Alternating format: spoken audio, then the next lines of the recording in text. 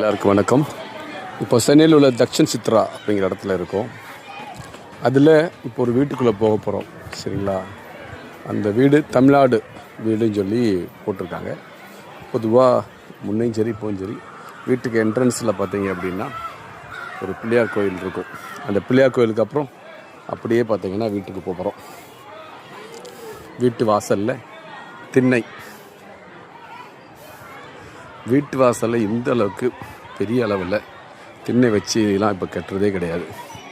பொது இடத்துலையே இடம் விடாமல் இழுத்து கட்டிடுறாங்க. இதில் இவ்வளவு இடத்த வேஸ்ட் பண்ணி திண்ணெல்லாம் வைப்பாங்களா என்ன? வச்சுருக்காங்களே, ஏதோ தமிழ்நாடு வீடு அப்படிங்கிற மாதிரி அந்த மாடலில் காமிச்சிருக்காங்க.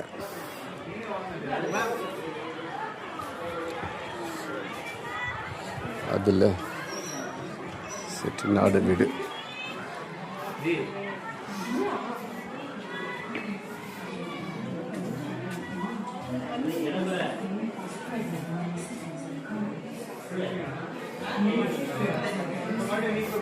ஏற்கனவே லாஸ்ட் இயர் வந்தப்போது வீடை காமிச்சிருக்கேன்.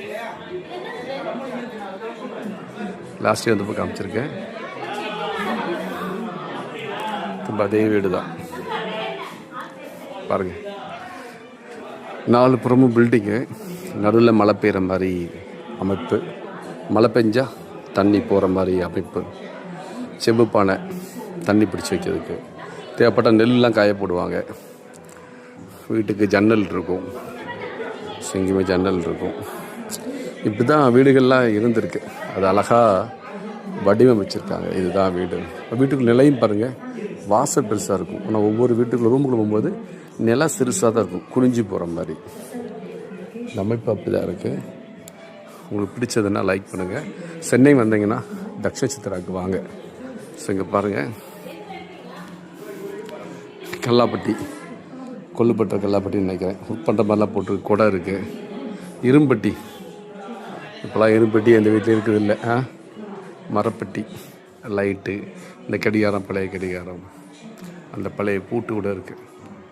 ஸோ அந்த ட்ரெடிஷனை அப்படியே ஃபாலோ பண்ணி வச்சுருக்காங்க.